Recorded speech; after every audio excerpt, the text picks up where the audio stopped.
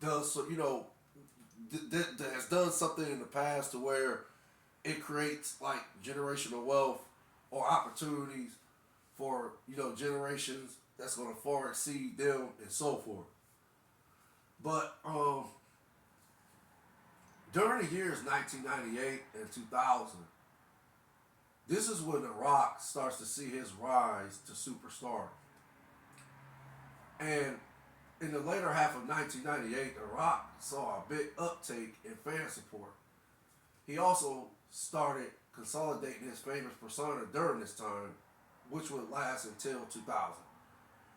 His popularity caused him to be booked in a feud with fellow Nation members Mark Henry and D'Lo Brown, turning babyface in the process. Henry defeated him at a Judgment Day in your house on pay-per-view event, October the 18th, 1998, after interference from Brown, of course, effectively breaking up the stable.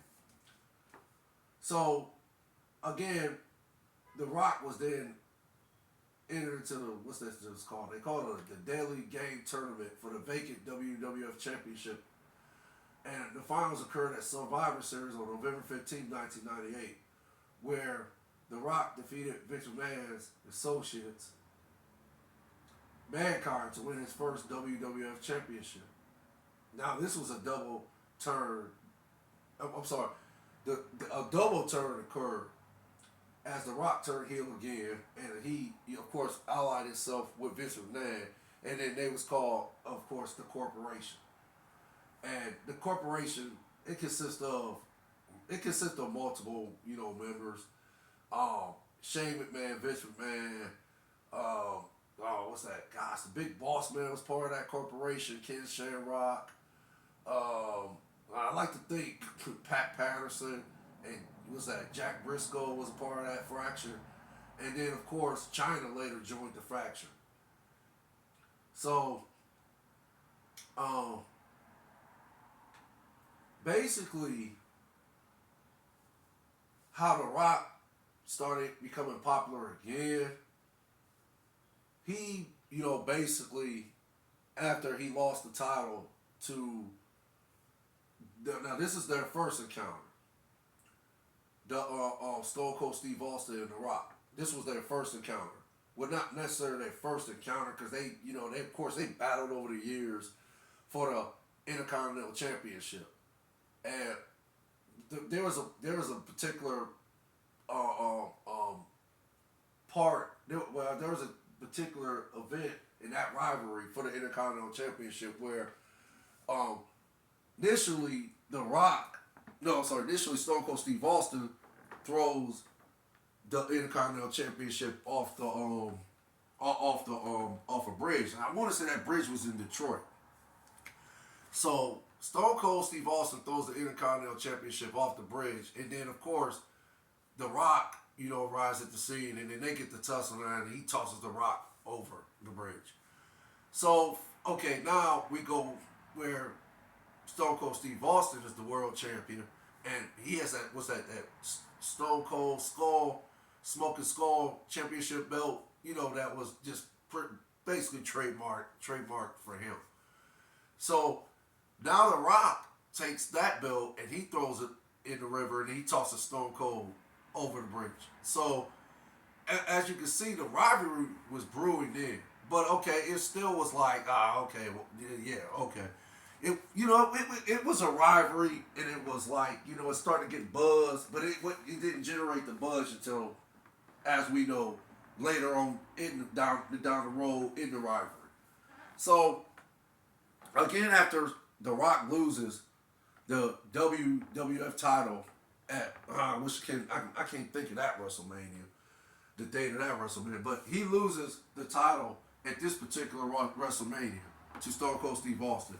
And then later that year, then The Rock again is starting to generate, the fan buzz. He's starting to become a babyface again. So again, he flips to being a babyface again. Now keep in mind, during this time, Stone Cold's popularity is off the roof too. It's literally like burning the roof off, if that makes sense. But also, The Rock is generating just as much buzz, his popularity too. His popularity has skyrocketed to pretty much where Austin is A1 and The Rock is, if you want to just say it, The Rock is A1. So now you got two top baby faces. I like think this was unheard of at that time. I like think this was the first time ever in history where you got these two iconic superstars and both of them the top baby faces of the company. So, but again, The Rock still, The Rock's popularity still was not, it was getting, it was, I want to say it was on that level, but it wasn't. Until Stone Cold Steve Austin, and I like to think I want to say he broke his neck when he wrestled Owen Hart this particular year. I can't think of that year either, but I just know he wrestled Owen Hart for the Intercontinental Championship. I want to say it was at SummerSlam, but I like to think that's when Stone Cold Steve Austin broke his neck because Owen Hart had him in a reverse power driver, and of course, I think Stone Cold forgot to tuck his head, and Owen Hart, not knowing that Stone Cold didn't do that, of course, he proceeded to execute the move, and yeah, Stone Cold laid on the mat. He was paralyzed for like I think some odd minutes, and yeah, ever since then he was suffering from that particular move that Owen Hart executed. So of course they do the kayfabe and say that Stone Cold, someone hits him with a car because he had to get surgery. He had to get this. Oh man, what they had to do? I think they had to like fuse some bones in his neck or something. It was a surgery that kept him out for some odd months. So he had to recover. It was a somewhat not a long recovery, but it was he had to recover for some odd months. So during this time, Stone Cold is recovering. Now The Rock is just this literally he is taking off. There's nowhere The Rock can go without people literally cheering his name to a point where it's just an electrifying atmosphere. It's like it's on. I'm gonna say it's on Hulk Hogan's level. Back when Hulk Hogan was popular in his day in the '80s, it was on that level as far as The Rock. Whenever he would come to the arena or they'll play his music, the fans would literally just cheer the roof off. And keep in mind, now The Rock is the top dog in the company. He's the top baby face. So now, I guess you could say there's a little dilemma here because I would like to think they wasn't sure if Stone Cold was going to be able to get back in the ring and pretty much be Stone Cold Steve Austin. So The Rock is getting this push, and the fans are receptive to it. So now again, The Rock is the top dog of the company. But okay, now Stone Cold has recovered from his neck surgery, and now Stone Cold, there's rumble that Stone Cold is gonna is coming back to wrestling. He's gonna start wrestling again. Now keep in mind during this time, The Rock is was WWF champion, and then he lost it, and then he ends up winning it back again. Well, actually, they lost it was a tournament, I think. No, it wasn't a tournament. All I know is Kurt Angle was champion that year, and The Rock. Now I'm not sure The Rock lost the title to Kurt Angle or not, but I just know that Kurt Angle was the champion during this ruined rivalry between Stone Cold Steve Austin and The Rock. Kurt Angle was the WWF champion at that time. So, as Stone Cold is preparing to come back, The Rock ends up wrestling Kurt Angle at a pay-per-view event called No Way Out, and The Rock wins the WWF champion. Wins the WWF championship there. So now The Rock is the WWF championship. So now we got the perfect storm, because now We got The Rock, the WWF champion. We got Stone Cold Steve Austin, the challenger. Keep in mind, two of the top baby faces in the company.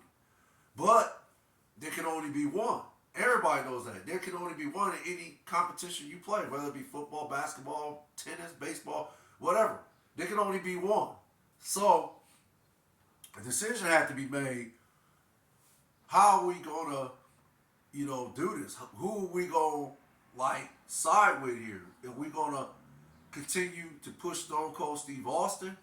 Or are we going to, continue to push The Rock? So, keep in mind, before WrestleMania, and I believe that was WrestleMania 17, before WrestleMania 17 took place, there was the thing that one of the things that stood out to me in this rivalry is that iconic interview that Jim Ross held between Stone Cold Steve Austin and The Rock. And of course, they're going back and forth.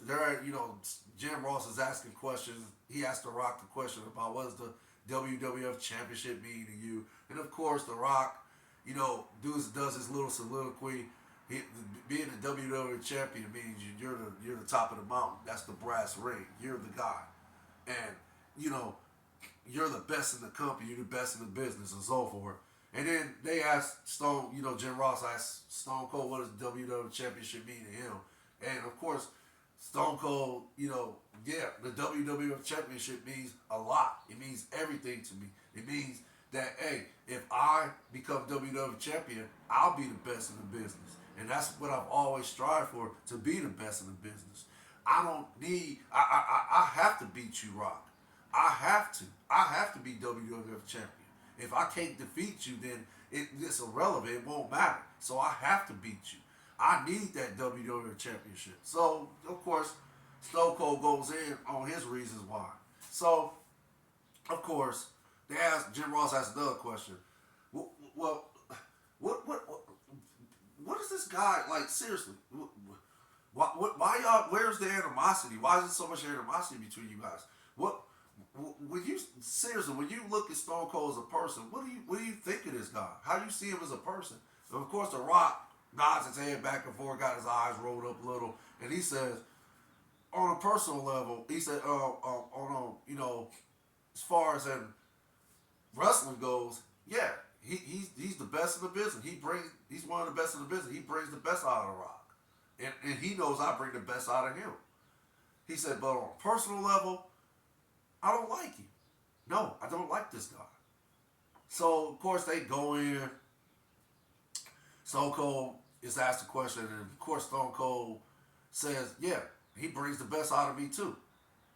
He's one of the greatest to ever do it too. And when we get in that ring, we just, it's just, we bring the best out of each other. So, and then before that, of course, they talk about, Stone Cold Steve Austin's wife at that time was Deborah. And of course, she was supposedly was the Rock's manager at that time. But you know how they do. They got to, build the heat. So that's why they did